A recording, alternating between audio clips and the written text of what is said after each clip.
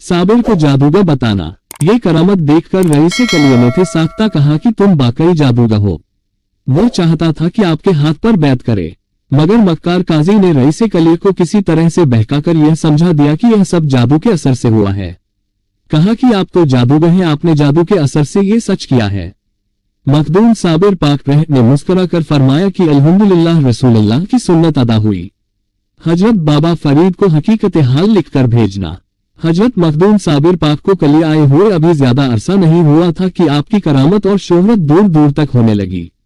हजरत मखदूम साबिर पाक के फ्यूज व बरकत से लोग मुस्तफीज होने लगे। वहां का काजी आपको बहुत परेशान करता था और मखदूम साबिर पाक के खिलाफ लोगों को भड़काता था, लेकिन मखदूम साबिर पाक इन बातों को बर्दाश्त करते थे। जब आप बहुत परेशान हुए तो आपने आखिर में आकर एक खत में हकीकत हाल अपने पीर व मुर्शद के हुजूर में पेश किया। हजरत बाबा फरीदा ने उस खत को पढ़कर उसका जवाब लिख दिया और फरमाया, मेरे साबिर ने बहुत सब्र किया और जवाब में काजी को समझाया कि साबिर पाक आले नबी औलाद अली है।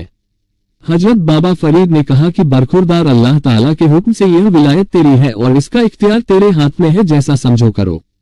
कलिये की जामा मस्जिद को सजा करना। हजरत मखदूम साबिर पाक रह जुमे की नमाज पढ़ने के लिए जामा मस्जिद गए और वहां पहली सफ में तशरीफ फरमा हो गए और कुछ देर बाद जब उलमाए जाहिर की जमात जामा मस्जिद में पहुंची तो उन्होंने पहली सफ को घेरा हुआ पाया। वहां के रईसों ने आपके खादिमों को निहायत हिकारत आमेज लहजे में कहा, तुम इस जगह के काबिल नहीं हो, यहाँ से उठो और पीछे की सफ में बैठो। आपके खादिमों ने कहा कि हम जब यहाँ आए थे तो ये जगह खाली थी, हम पहले आए थे इसलिए यहाँ बैठ गए। जब काजी तबारक और वहां के रईस ने ये सुना तो गुस्से में आग बबूला हो गया और बोला कि यह जगह हमारी है, चाहे कोई पहले आए या बाद में, यहाँ पर कोई नहीं बैठ सकता। जब बात बढ़ने लगी और मस्जिद में शोर होने लगा तो हजरत मखदूम साबिर पाक ने फरमाया कि मैं यहाँ का साहिब विलायत हूँ। वहां के लोगों ने कहा कि आपकी विलायत का क्या सबूत है।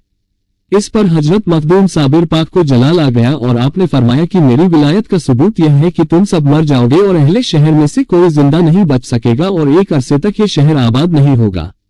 ये कहकर आप अपने सभी खादिमों के साथ बाहर तशरीफ लाए और मस्जिद को सजा करने का हुक्म दिया। आपकी जबान से इन अल्फाज का निकलना था कि मस्जिद फौरन शहीद हो गई और तमाम लोग जो मस्जिद के अंदर थे दबकर मर गए। जामा मस्जिद से गुलजारी का लड़का जिंदा निकला।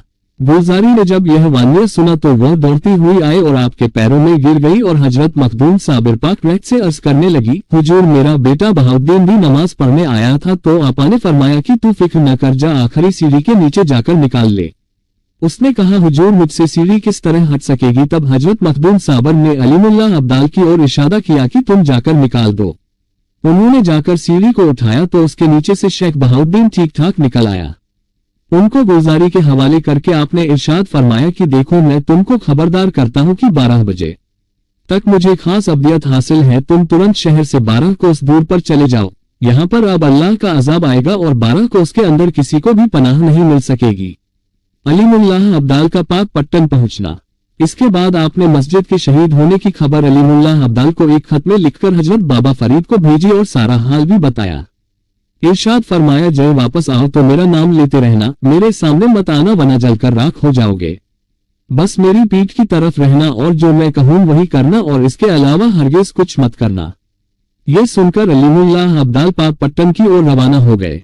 जब अलीमुल्लाह अब्दाल बाबा फरीद के पास पाक पट्टन पहुंचे तो वहां बहुत से बुजुर्ग बैठे थे और बाबा फरीद से कह रहे थे कि हमारा दिल बहुत घबरा रहा है और अगर हजरत मखदूम साबिर पाक रह का नाम लेते हैं या उनका जिक्र करते हैं तो दिल को चैन आ जाता है, वरना दिल घबराया जा रहा है।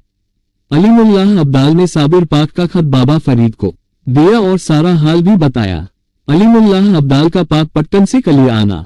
अलीमुल्लाह अब्दाल पाक पट्टन से कलिये वापस आए तो मखदूम साबिर पाक रह के नाम को बुलंद आवाज से पढ़ते आए और आपकी पीठ के पीछे खड़े रहे।